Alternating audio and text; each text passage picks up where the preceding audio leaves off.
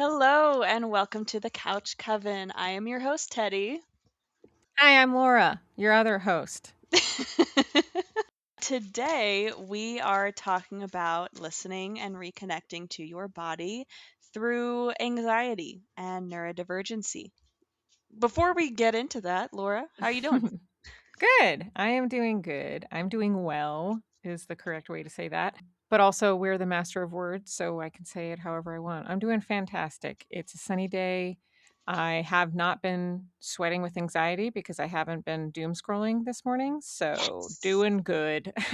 How are you? I am doing well. I was traversing the astral plane last night in my dreams and reliving my time as a beauty advisor at Sally Beauty Supply, Oh, God. which was which made me wake up feeling hungover, but I've got my coffee now and so I think we're going to be okay. I'm going to see if I can maybe purposefully experiment with that because I would be very interested. It keeps taking me back to a time in my life like 10 years ago. So, I'd be interested to see what's going on back there. And What do you mean it keeps is have you been having a recurring dream? no, I haven't been having recurring dreams, but I keep having dreams of situations and people from my late teens, early 20s, I would say. I see. Sometimes it does feel like I am returning to a place that I have been before. It's not necessarily visually something I remember dreaming about, Mhm. but there's this like familiar feeling to it. I'm not lucid dreaming, but it doesn't feel as detached as the random dreams where Ronald McDonald is your Yeah. father. You know what I mean? Yeah. Yeah.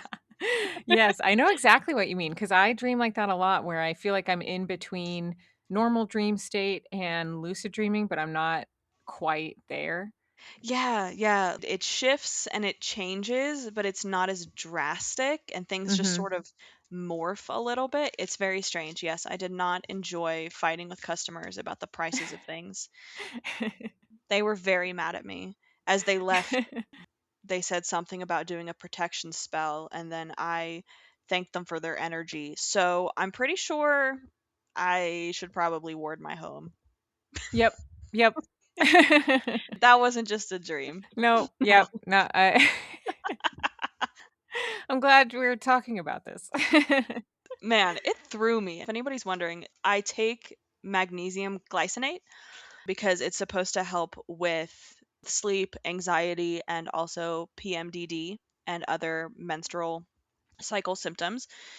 And the last several times I've taken it, I have gotten these weird ass bizarro dreams that feel, yeah, like I'm in some strange astral plane. The echo field. The echo field. Oh my god. Don't I've got to do research on that. I know, me too. I watched the TikTok you sent me and I just Mhm. went, "Oh my god." And someone was like, "Man, so why is the Michelin man chasing some other version of myself?" And I was like, Yeah. "I don't know, man. Maybe he exists. Maybe he's real. Everything that exists in our timeline exists somewhere else. Yeah. Ours is just cursed." Yeah. It's very strange. And then when I don't take it, I don't dream. Oh, that's weird. You don't dream at all normally? Like, just very rarely? Yeah, not at this stage in my life. There have been periods where Crazy. I do dream. I don't typically dream, or if I do, I don't remember them, but these are very Mhm. vivid and I remember them and I Yeah. can tell you details. And like I said, it seems to take place in a period of time that was at least 8 to 10 years ago, where Mhm. I'm the person I am now. I'm today's Teddy, but I'm interacting with the world as if it were several years ago. Does that make sense? Yeah, yeah, yep. It's thrown me for a loop.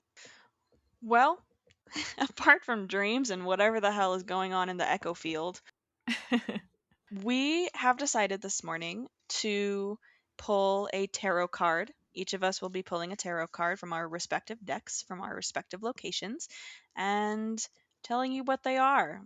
Just see what the cards have for us today. Does that sound good? Yas. Okay, cool. I'm gonna shuffle and Yeah, I'm gonna shuffle. What kind of deck are you using right now? it was designed by The last name is Pavlov. I don't know how to pronounce his first name, but he's a trans queer artist who created this Cool. tarot deck. It's a beautiful deck, and it's my deck that I use when I am trying to be very introspective and get in touch with that Hmm. unconscious side of myself. It's very deep reaching. So Mm-hmm. I have decided to pull from that this morning. What are you pulling Cool. from?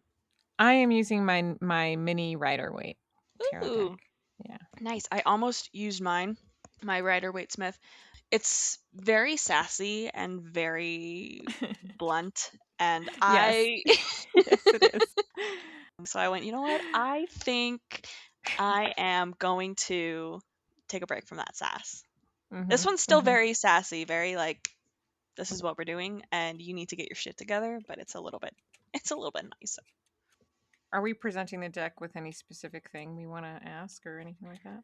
I am not. I'm just kind of Okay. shuffling with this podcast in mind, with kind of both of our energies on the Okay. line and with the intention of it just sort of being something to reflect upon during this recording. Okay. Cool. I will have that same intention then. Cool.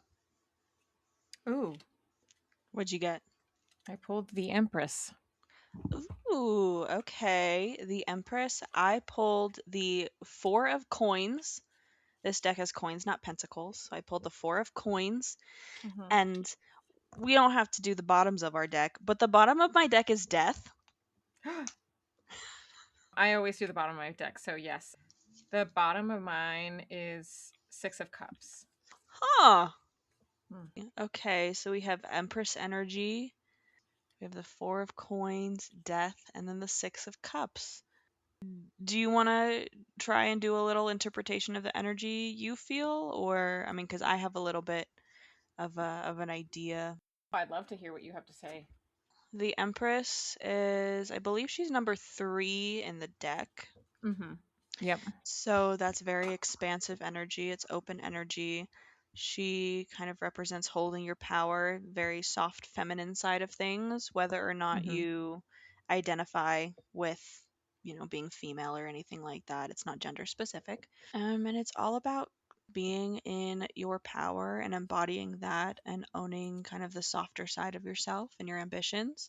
The Four of Coins can be seen as someone hoarding maybe their resources. Coins is the earth suit of the tarot.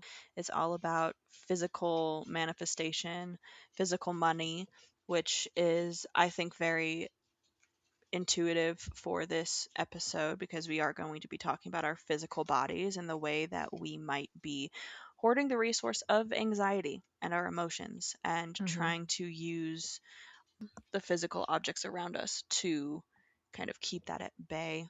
And then you had Six of Cups on the bottom. Yes. Six of Cups is primarily, or at least I feel it is, and I've heard it described as sort of the nostalgia card, Mm-hmm. becoming reconnected or reconnecting with maybe a younger version or a past version of ourselves, whether that be in a relationship or just individually, getting in touch with our emotions, maybe a part of ourselves that we've been hiding from with our anxiety. Maybe I think it's very apt because I've been having dreams I was of just gonna say, yep. being in a younger state in a younger time. And then the death card, which is scary, yes, but it is number 13 in the deck. But if you also go by the rules of numerology, you add 1 and 3 together. That's 4, which represents stability and structure. So it's not necessarily a physical death. It could be a more of a rebirth and a transformation, but you're on solid ground. You can be solid in that transition, and maybe it's just asking to let go of things that we've held on in order to fulfill. Oh my god, I'm just shuffling randomly and now the Empress is on the bottom of my deck. Oh my gosh. Yeah, Synchronicities. synchronicities. Anyway, that's kind of my interpretation. Cool. I interpreted it very similarly, and the way that I connect those things to what we're experiencing or what I'm experiencing, I definitely saw you in the Six of Cups, and I saw Hmm. myself in You said the 4 of coins you got? Yeah. Yeah, I got the 4 of coins. I saw myself in that because I just moved back to Colorado. I am trying to get reestablished here and I'm having a hard time finding a job. Obviously, Mhm. with the insanity that's going on in the world right now, Yeah. you know, it's just the job market's crap. And so I can feel myself stressing about money, but trying not to. And then, where can I take from in this area so that I can give more to this area of my life and that kind of Mhm. thing. And just feeling like a bit of financial stress and like a sense of hoarding, like I need to hold on to it in case I Yeah. need it later. Also, I do feel the Empress energy in my life right now, Mhm. having moved back to Colorado, living with Marie, and, being back with one of my female friends, just having more feminine energy around and Nice. feeling more sense of abundance. Before this, I was living in an empty house for several months. It was really hard for me to like feel abundance of any sort. Mhm. Yeah. And I definitely feel a sense of expansion here. And then, yeah, with death, I feel like as silly as it sounds, like, I feel like that card could be pulled for every episode that we do in a Oh, sense yeah. because I feel like 'cause I feel like every episode that we do is a bit of rebirth. We're going through, like, how whatever trauma or whatever difficulty we faced affected us, how we healed through it and everything. Mhm. So I feel like there's rebirth in each one of our episodes, and especially in our lives right now, even individually. So I felt Absolutely. like that was a very poignant reading. Nice. Me too. I really like that, and I feel like it was very on point. I don't want to scare you, and we don't have to leave this in, but I shuffled several times, and I keep pulling the 8 of Cups and Uh-huh. the Tower. So, Oh.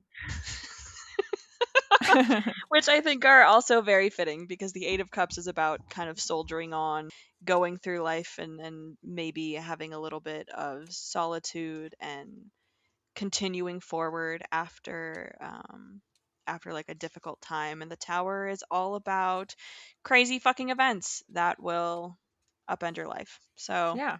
Yep. maybe that is representative of the journeys that we've had in the past relating back to the 6 of Cups and death. It might not necessarily be for the future. The bottom of my deck, after I did a quick shuffle to put them away, was the 9 of coins. Oh, okay. I feel like that everything that you just said, you know what I mean? Like Yeah. that's at the end of it, it's like the prudence, safety, success, accomplishment sort of. Hmm. It's time for the harvest. We've sown all our seeds and Yeah, we're working hard and not quite at the stage where we get to sit down for the feast, but right. But we're it's working it's there. it's coming. Yeah. Yeah, we're seeing the fruits of our labors. That's awesome. Yeah. That's awesome. I Thank love you, it. universe. Thank you, Thank everybody. you. Thank you to whoever the hell is giving me these fucking dreams. Can I get a Yeah. one-way ticket back to REM, please? I just want some REM sleep. With the tarot under our belt, having concluded that, would you like to start off with some of the definitions of the terms we will be discussing today? I will start off with at least one of them. So, as we mentioned, we're talking about listening to our body today. One of the things that helps us understand how to listen to our bodies is called interoception. That is the ability to sense what is going on inside of the body, physically and emotionally. Neurodivergent people tend to have, particularly those with ADHD, autism, or both, tend to have a harder time with interoception than neurotypical people. And Mhm. both Teddy and I are neurodivergent, so we're good. Yeah. We know what the difficulties are. Yeah. We are also going to be discussing how intuition and anxiety interplays with that because anxiety is abundant in us as individuals and society at the moment, and we both have a lot of experience with it and finding coping mechanisms and the root cause of anxieties. So our definition of intuition is the ability to understand immediately without conscious reasoning and is sometimes explained as a quote unquote gut feeling about the rightness or wrongness of a person, place, situation, temporal episode, or object. So basically, you're not questioning it. You look at something and you go, this is a funky vibe. I'm going to leave it alone. Or, hey, this seems like something that is sparking curiosity within me. And you go towards it instead of your rational left side brain going, we got to think about this for about 10 years and then make a spreadsheet, make a plan, get a planner, and then just sit here in limbo forever. Yeah, according to the National Library of Medicine, intuition is the accumulation of everything that we've learned that we're no Mhm. longer conscious of anymore. Oh, okay, yeah. And it's basically like that's how we like react to certain things is because, oh, I've been in a similar situation before Mhm. and my body knows how to react to this, even if we don't have any conscious memory of where we learned that before. You know what I mean? Yeah. So that's kind of fun because I think about it like instant recall without actually having to remember anything. Your body's just like, wait, I know this information. Absolutely. In the book, The Anatomy of Anxiety Understanding and Overcoming the Body's Fear Response, the author Vora describes physical anxiety as a stress response from the body, cortisol, and adrenaline. Let me start at that again. She outlines two different types of anxiety. There's physical anxiety, which is a stress response from the body, your nervous system. It sends cortisol and adrenaline into your body. Think of the fight or flight survival instinct. That's what physical anxiety is. Deeper level anxiety, like a deep seated sense of doom, often stems from an inner voice of trying to guide us. Temporary anxiety concentrates on the situations around us because they are subject to frequent change. Connecting to the physiology cause of anxiety gives us a path forward. Listening to body systems, figuring out, did you not get enough sleep? Do you need to drink water? Is there something in your immediate vicinity that is causing you threat? Your body's innate survival system does not differentiate between receiving a mildly alarming text message and a legitimately life threatening situation. So, the hormones and stress signals must be dispersed in order to assure our animal instincts that we are no longer in harm's way. Realistically, our fight or flight, our physical stress response, has no idea if we're running for our lives or if we are nervous that the train is going to be late. Yep. Figuring out how to listen to your body and reconnect with that state of being in order to find what might be the deeper meaning. Does that sound good? Oh, yeah, absolutely. No, I mean, Yep. it makes perfect sense. I identify with this because, I've dealt with this my whole life where I have really bad social anxiety. So my body feels like I'm running from lions when I talk to somebody new, or I talk to an authority figure, or I talk to somebody who I think can have some sort of negative effect on me or do something like that. And then growing up in a family Hmm. where it was like I had to, like, love was entirely conditional and I had to gain approval to be loved. That's how I thought I had to be with everyone in the world. And so every single social Hmm. interaction, it feels like I'm fighting for my life. It sucks. It does suck. I have very similar experiences. Luckily, through like somatic exercises, and we'll get into what somatics are in a little bit, and things like that, I have been able to Mhm. get in touch with my body and figure out what environmental Yeah. stressors are causing that fight or flight stress response, and then going deeper and looking for ways to understand what psychologically is happening, Yeah. Yep.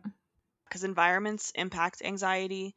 The good thing is, anxiety is only one tool in our toolbox to get our attention. It's an emotion, and emotions aren't good or bad. They are just trying to tell you something Yeah. about what is going on either outside you or inside of you. Yeah. They are our body's way of communicating, and you can change them. Mhm. They are simply states of being. They will never go away because no emotion ever fully goes away unless you numb yourself. And even still, it doesn't It go doesn't away. go away. It doesn't go away. It just takes a back seat and you dig it further into your brain somewhere. Yeah, and then when you get in a car accident, it flies out of the seat violently. Yes, absolutely. A good first step in dealing with anxiety, at least in my personal experience and what I've learned through some of the reading I've done, is to just acknowledge the fact that you're anxious. Yep. You don't have to do anything about it. Yeah. Acknowledge the fact you're anxious. You do not have to assign it a good or a bad, because, in my opinion, there are no good or bad emotions. Mhm. Simply communication Yep. from our body to us, simply acknowledging it is Mhm. incredibly helpful. Yeah. Obviously, you have to be in a safe enough space to do that. You have to be in a safe enough state of mind in order to do that. So Yeah. don't push yourself or stress yourself out anymore if you are feeling really anxious and you can't do that yet, other Yeah. coping mechanisms like deep breathing and getting into a safe space where Mhm. you feel comfortable. It's a little bit of a sanctuary. It's kind of the first steps. Acknowledging anxiety isn't going to hurt you. Yeah. I think about it like our emotions are emails, and all I need to do is mark as read. I just mark it as read. I don't need to respond to it. Just need to mark it as read. Mark it as read, star it, put it into a folder so you can Yeah, check it out later. And exactly. it's you could also think of it as someone panic texting you in all caps and just freaking out about something, and you can go, "You know what? Thank you for letting me know. I'm going to wait for you to finish all of that, and then I'll go through and see what kind of information I need to glean and see Yeah. what we need to do about that." So Something that is really interesting to me, something that I struggled with growing up was listening to my intuition. I wasn't Mhm. encouraged to listen to my body. Now that I have a better mind body connection, I feel like I have a really strong intuition. I feel like I always have because I've always ignored it. There's always been this voice. It's like, hey, this is what's going on right now. And I'm like, no, no, no, no, no, shut up. And then it turned out to be right all the time. And it turns out that there is scientific data that Mhm. shows women have stronger intuition than men or have a better ability to utilize their intuition. A direct quote from a doctor named Judith Orloff. Scientists believe intuition operates through the right side of our brain, the brain's hippocampus, and through our gut. The digestive system has neurons as well. A woman's corpus callosum, the connective white matter that connects our left and right brain hemispheres together, is thicker than men's, and this gives women better and faster ability to access each hemisphere, further integrating their emotions and gut feelings with more logical decision making functions of the left hemisphere. Basically, women's brains are actually optimized for rapid intuitive decision making. Women often tend to be psychologically more in touch with their emotions and more likely to integrate hunches, emotional intuitions about people with the functions of logic. Because men have a thinner corpus callosum, they are more compartmentalized in their thinking and less able to move back and forth from intuition to logic. Also, women are encouraged to be receptive to their inner thoughts, so it appears that they have more intuition than men. The reality is, girls are often praised for being sensitive, while boys are urged to be more linear in their thinking rather than listening to their feelings. So, not only do women have a physical advantage, an actual advantage in our brains, the way that our brains are made up, which is attributed to childbirth. The reason that we have that thicker corpus callosum is because of childbirth, so that we can withstand the stress of childbirth better. Oh. And so, because of that, we are able to access our intuition better. We're able to bounce back and forth between the hemispheres of our brain. Clearly, we're supposed to be in a matriarchy. Very clearly. But, what am I? I'm not a scientist. No, it's not like there's thousands of years of history of matriarchal societies that have been completely wiped from the planet because the patriarchy decided that men needed to. Be number one.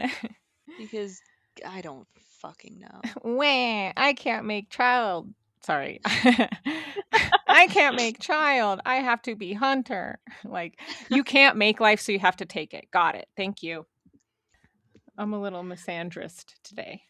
Oh, that's okay. Me every day. Um, I think it's really interesting that the article you just read from mentioned the digestive system because that Mm, is something that even when I was in college, I was aware of. Our gut influences quite literally everything about our body, even our conscious thoughts, even if we yeah. don't realize it. Yep. The stress response elicits a response from our immune system. So it causes swelling, it causes inflammation, it causes you to sweat, it causes maybe your brain to go faster, it causes the blood from your extremities to go towards your brain and your vital organs in order for you to execute that fight or flight. Mm, That's why taking turmeric can be helpful mhm, because it's good for inflammation. Eating enough fiber, eating healthy, mhm, exercising can be incredibly beneficial to anxiety just in general, making sure you're getting all your vitamins and nutrients and everything mhm. in order to help combat that stress response by keeping your body safe, helping it get back to that Yeah. homeostasis and that relaxed state in a more balanced way. When I don't eat in the morning and I live off of 4 cups of coffee, I'm an anxious, shaky, sweaty mess by the time 1 p.m. rolls around. And then I look at myself in the mirror and go, oh, I haven't eaten at all today. So I feel like the world is crashing down around me. Yeah. The heart palpitations start, the mind starts racing. I start thinking I have to get my life together. I have to get all my shit together. I start thinking everybody hates me. And then I go eat a sandwich. And because I wasn't be aware of that need because of my neurodivergency and the way that my brain was processing things that day, Mhm. it doesn't necessarily fix the problem completely. Like, it still takes me time to recover from that panic, that stress response. Whereas if I had just stuck to my schedule of eating oatmeal when I got up, it wouldn't have been as severe and my recovery period wouldn't have been as intense. And the interesting thing about 2 things here actually is Hmm. one is everything you just said reminded me of things that I see online all the time where people are like, once I start treating myself like a Tamagotchi, I feel a lot better. Hmm. It's Yeah. like just which is literally just making sure your own needs are met, which is Yeah. hilarious. And the other thing is the interesting thing about turmeric, I do take a turmeric supplement, and my occupational therapist, when I had my brain injury, she told me turmeric is useless without black pepper because your body cannot absorb it. So, little tidbit for anybody who takes turmeric, they do make turmeric supplements without black pepper and they're Hmm. useless. So don't buy those. Just a little tidbit for you guys out there. It activates it. Or if you're eating turmeric, make sure you sprinkle a little black pepper in there. Mhm. Do you have an experience cocked and loaded regarding a point in your life where you realized you were disconnected from your body? I have a loaded God complex. I can cock it and pull it. Cock it and pull it. Teddy's background is that I have CPTSD and I'm autistic. That is a perfect recipe for never being connected to my body. It makes a nice little disgusting cake of not really knowing what to do, not being able to understand hunger signals, anxiety signals, stress signals. And when I really realized that this all was going on, and this is who I was, it was before I separated from my ex spouse. When I did separate from my ex spouse, my body really had no idea how to disengage from fight or flight because all of a sudden there was no threat in my immediate vicinity.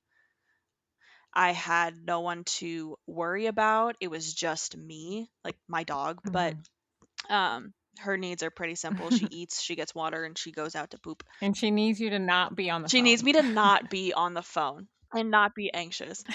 That's also another thing. Having an animal was incredibly frustrating and overstimulating and overwhelming. Also, it wasn't an incredible outside indicator of when I was feeling extra worked up because she senses it. She's a very sensitive puppy and she senses it. She knows, like, she starts getting anxious when I get anxious. If I don't understand that I'm Mhm. ramping up and I can't clock it, if she's acting a little extra crazy, I'm going, okay, what is wrong with you? And then I go through all of the things that could help her calm down and what might be going on with her. And I go, oh, wait, yeah, maybe I'm actually feeling like I need to punch a wall. So I grew up in a constant state of arousal, triggered by fear, anxiety, pretty much every emotion under the sun, even the good ones like joy and hope. I had no choice but to allow myself to feel all of this, all of these emotions, after I was finally in a place of safety. Nice. Acknowledging how my relationship compounded upon my CPTSD, I did have acute PTSD for a little bit. I think that's pretty much resolved. Acknowledging all of that gave me a starting place to move forward. I finally felt like I could move forward and I wasn't just stuck. Meditation had already become a regular practice. A lot of the meditation I did used something called a body scan, where you start with Mhm. thinking just about like the top of your head, concentrating on the sensations that you feel, not necessarily the emotions. If you feel a cool breeze, if it feels tingly, if you don't feel anything at all, you go down your body, that helps put you back in there and reconnect with that in order to sleep because I use it a lot to sleep. It grew from that when I was introduced to somatic shadow work. Shadow work stems from Carl Jung's archetype of the shadow. It's the unconscious mind harboring deep desires that influence our waking reality. Connecting with my unconscious took me down a path where I allowed myself to feel the physical impulses elicited by thinking of a stressful situation and sitting in that space without assigning the state of arousal as good or bad. This gave me room to entertain anxiety as more than just a fear response or something to try and ignore. It was not a broken piece of my psyche determined to undermine my happiness, just something that I was experiencing connected to so many different other parts of myself, my emotions, my parts, all of those types of things. Yeah. That answer your question? Yeah, definitely. Thank you. Do you have an experience that you would like to share? Being disconnected from my body? Oh Yes, yeah. please let me know. Back in 2015, Mm, I was having a rough life. I was having a rough go of it. I had two very close friends die within that year, damn. within like 6 months of each other, and it was rough. I got really depressed. I was like, I got to do something to get me out of this. I got a rock climbing membership at a climbing gym, Hmm. and fell in love with rock climbing. I had rock climbed for a couple years before then, but never did it consistently. Hmm. And then I started going to this place, started working out 3 to 4 times a week, Wow. usually 3 to 4 hours at a time, and then started training really hard and doing ninja competitions and Hmm. stuff. It was helping me with my depression, working out and all that stuff. I was still very disconnected from my body and was realizing that I wasn't doing enough to recover my muscles from my working out and stuff like that. I was in so much pain. My muscles were extremely tight and I was just getting knots everywhere. I was really uncomfortable. And so I started doing yoga to loosen all those muscles up and I started getting into a really consistent practice. I didn't know anything about somatics at the time. I didn't know that we stored trauma in our hips and our Hmm. shoulders. I didn't know releasing those muscles would cause me to have crying sessions after my yoga where I'm just bawling my eyes out Yeah. uncontrollably. I was not anticipating that. After reading more about psychology, reading more about trauma and the physiological effects of that, I was like, oh, we store trauma Hmm. in those places of our body. And that's why that's happening to me. Hmm. But it was really cathartic. I felt so much better after I started integrating yoga into my life Hmm. and then started integrating meditation and doing body scans, like you said. And it's wild. I don't think I would have connected with my body in that way had it not been for rock climbing, and I don't think I would have started rock climbing had it not been for depression. Yeah. Comes full circle there. Life is a spiral, and we just continue to experience the same things over and over, just at different points in different ways. Yep. I like that you brought up rock climbing because that is something that you got me into, and Hmm. it was the physical coping mechanism that I need after my Yeah. separation. I was going like 2 to 3 times a week, Yeah. and it was the physical exertion necessary to get all of that nervous energy out and to Yeah. put my body back into that state of relaxation. I wasn't fully relaxed. Mhm. It allowed me a place to channel that and to wear myself out. Mhm. Yeah. That was amazing. I also was able to listen to the same album on repeat for hours and get myself into the zone. I was also smoking at the time, so like that was really interesting. Mhm. Yeah, that attributes to it. I loved what you said that like rock climbing was that physical thing for you to get yourself to that better Hmm. state or whatever. Because whenever I used to talk about rock climbing to people who didn't rock climb, they would ask me what I liked about it and stuff. I would always tell them that it was therapy for Hmm. me, that it was a physical representation of getting over obstacles in your Ooh, mind. Like you're physically getting over these yeah. obstacles, and that does something for your psyche. If all it is just a representation of what's Hmm. happening in your mind, doesn't actually fix any of your problems, it's still like you're overcoming something and you can continue to overcome things. Not only that physical representation of overcoming obstacles, but for me, I am incredibly afraid of heights. I had to work through that fear of heights. I have to work through the Mhm. fear of feeling seen in the gym Mhm. Yeah. because I don't think I've ever flashed a V2. Like I don't think. Well, no, I have definitely flashed a V2 and maybe like one or two V3s in my time, but most of the time I just Mhm. stick to like the V1s and the fucking zeros, because that's what I want to do. That is what I need. I don't do it consistently anymore. It helped me get over a lot of social anxiety, being noticed and being perceived, potentially being ridiculed, because there are a lot of people in the sport that are pretentious assholes about it, Yeah, especially in Colorado. especially in Colorado. So allowing myself to meet my needs and put myself first and not worry about what other people were doing or thinking or what my progress was in terms of stats was Mhm. also incredibly helpful. And you can do that in any skill, any exercise. I just found that rock Yeah. climbing for me personally was a way to use my full body, to use like Yeah. all of my muscles at once while meditating on the things that were going on in my life, and then Yeah. allowing it to be a place where I experienced fear and a stress response, and I was able to integrate with those feelings, acknowledge those things as not Mm. good or bad, simply my Mhm. body trying to protect itself and work through the psychological component as well. So Yeah. I am forever grateful that you showed me how to rock climb, and I pushed myself to do it, because the first time you ever asked if I wanted to go, I legitimately almost said no. And I was like, "No, I'll fucking do it, Teddy. Just fucking do it." I'm so glad you went. That's awesome. I'm so glad to have, introduced that for you and that it was such a positive thing.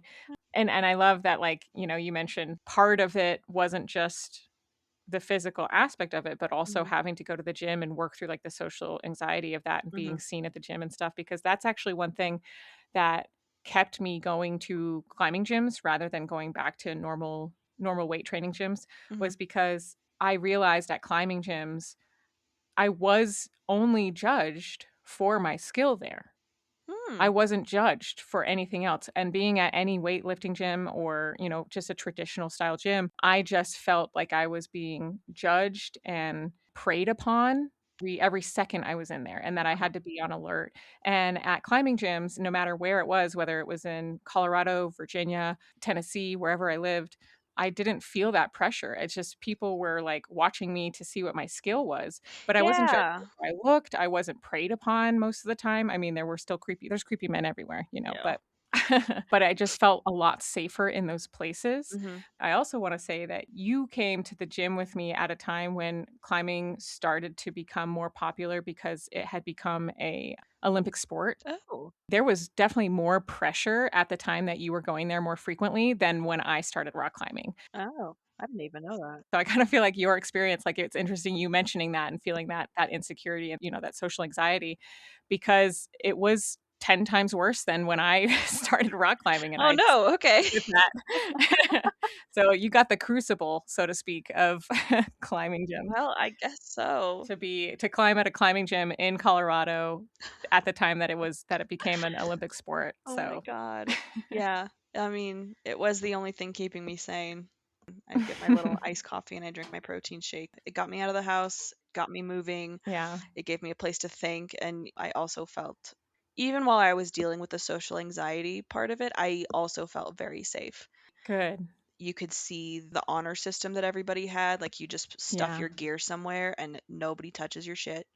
Yeah, there's no lockers. I mean, there's lockers, but barely anybody used them.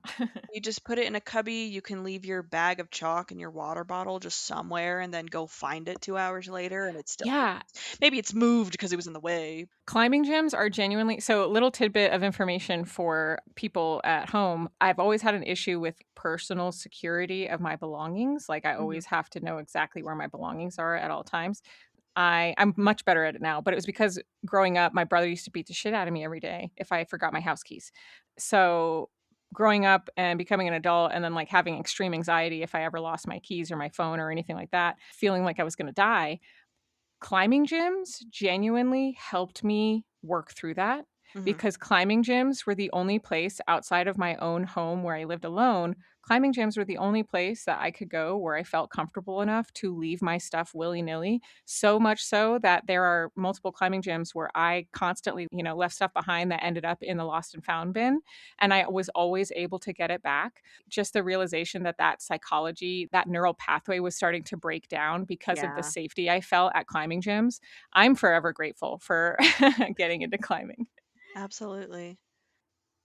So you have autism. I have I'm autism autistic.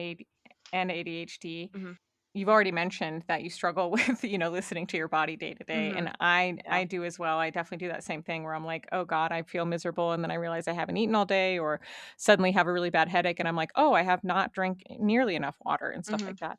And Yeah. I've gotten a lot better about it, about checking in with my body, and that definitely still has such an effect on it, and it's so frustrating. I wish Mhm. I wish I could just operate normally. I wish I could listen when my body says I'm hungry. I don't even Yeah. know it's happening. I have no idea I'm hungry for hours. Yeah, I don't know I need food until it's dire Yeah. and I'm hangry and I'm looking around going, "There's nothing to eat!" And Yeah. actually making myself something to eat or getting water is a monumental feat. Yeah, exactly. Sometimes the executive functioning just is not there for it. No, the executing function doesn't work, which honestly, I don't give a shit if anybody doesn't like climbing. We're talking about it a lot today. Climbing and going to the gym was instrumental in me figuring that out as well, because Mm, if I went to the gym on an empty stomach, I would have such a bad time. yep. I would already be feeling awful by the time I got there. Yep. Protein shakes were amazing because I couldn't eat that early in the morning, and because of all the stress that was going on, my body was like, "It's not time for food. It's time to run. We must go until we are safe." Yeah. So putting that fuel in me was incredibly helpful. That led me on a path to reminding myself to eat and do things like that Mhm. in accordance to the activities of the day. Yeah. When I'm at work, it's easy to kind of track how long it's been since I've eaten, and then I go, "Okay, cool. I need to go take a break to eat, even though I might not be hungry." Mhm. Being unemployed has been a little bit different because I don't necessarily want to do that. I'm Yeah. also doing less physical activity, so I'm not burning as many calories and I don't need to input as much food into myself. You Mhm. still need to eat at least the amount of like nutrition that your body needs every Yeah. day, even if you're just sitting around. Do not underfeed yourself. Yeah. Okay? Do not underfeed yourself. And while you can't always track how many calories you're burning throughout the day, you should be eating at least as many calories as you burn so that you're not in a deficit unless I don't know, if you're trying to lose weight in a healthy way, that's one thing. You can't just be like, "Oh, I had an egg this morning and then I had half a sandwich for dinner." Like, no, That's not enough. you need more. That's not enough. And I'm talking to my past self and my future self. You know what I'm Oh saying? yeah, I'm talking to my eating disorder But because we love her, but baby girl. yeah, I've always had a really complicated relationship with food because my mom projected onto me that I was a picky eater when I was a kid. And I'll say Mhm. I'm a picky eater than some. I don't like most fruit and I wish I did. I just don't. And I'm not a fan of raw tomato and little things like that. My mom's an extremely picky eater. I didn't realize this until adulthood, and she always made me out to feel like I was a really picky eater, and she ridiculed me for what I would eat and what I wouldn't eat, and she always talked about the size of my body, so I had a very complicated relationship with food, and I didn't Yeah. realize I had, like, an eating disorder, so to speak, without realizing it. Like, I was just like, "No, this is normal and fine." When I got older, I went to a restaurant with my mom, and it was American fare. My mom's an American woman. We sit down and she looks over the whole menu and she goes, "I don't like any of this." Oh my god. And like a parent to a 6-year-old, I was like, "Okay, what about the fried chicken? You like fried chicken, right?" She's like, "Yeah, but it has like a pepper jelly sauce on it." And I'm like, "Well, we can ask to see if they put that on the side." And it was like literally like talking to a Jeez. child. And it suddenly dawned on me. I was like, "Oh my God, I've been the parent this whole time." Oh no. And then it like weirdly freed up my identity around my relationship with food, so to speak. But my relationship with food, it completely changed it once I realized that my mom was simply projecting her insecurity of being a picky eater onto me. Yeah. Oh, I'm not a picky eater. And my relationship with food completely changed just after having that realization. I got similar foodstuffs from my mom. Mm-hmm. Being in a more regulated state has really helped with that as well. I'm not constantly craving things that give me the energy to exist because I'm in constant fight or flight. I eat to nourish myself Mm-hmm. and to keep myself in a relaxed homeostasis. Yeah. Yeah. Just to recap, mind body connection is important. You need to listen to your body's needs. Reconnecting with your body is really important. If you feel disconnected, yoga, somatics, things like that can really help. Body scans, Mm-hmm. meditation, also loving yourself. Yes. Love yourself. Love yourself. If you are neurodivergent and you need to literally create a checklist and treat Mm-hmm. yourself like a Tamagotchi, Mm-hmm. do that. You can pretend that you're feeding the tiger at the zoo because the tiger is going to be very upset if it does not get its food on time. Yep. So you don't even have to pretend to be feeding yourself, but you're doing it for yourself. I don't know. Maladaptive daydreaming. Adaptive daydreaming. Put it to good use. Do we have a shout out? Well, you did me last week, so Mm-hmm. I'd love to shout you out this week for using your depression to find ways to heal yourself, letting that rock bottom catapult you to the place where you are now and finding ways to connect with yourself and be healthy. Thank you. Yeah, and then allowing yourself the space and freedom to share those with others and not letting your social anxiety and fear around perception and safety keep you from making connections with people because that spreads. Yeah. Thank you so much. And same to you. Yeah. I know the shout out was for me, but you did the same thing for yourself, with rock climbing and getting Yeah. yourself out of the house, dealing with all the difficult emotions of your breakup and the Yeah. loss of your marriage and that all of that's really difficult. And you did the same thing and you did it in a more difficult environment than I did. So good for you. Oh, I don't know if we can compare that. This isn't the trauma Olympics. No, no trauma Olympics. I'm just saying, be proud of yourself. I'm proud of me and you be proud of you. I am proud of me. Thank you. Good. Okay. Well, do you have a blessing for the collective or would you like me to? How about you take this one on? Okay. I would like to set an intention. As always, I want to send my glowing hearts out to everyone, to send love and self love and gratitude. But I would also like to set an intention.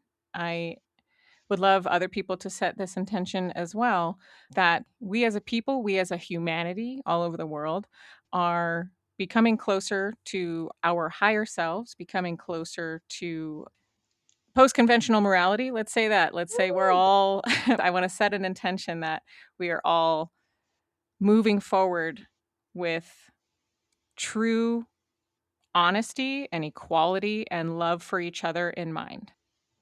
Nice. I like that. I Thanks. like that very much. All right. Well, thanks everyone for listening and listen to your body. Yeah, thank you for joining us today. Give yourself grace and allow yourself to be kind to yourself. Yes.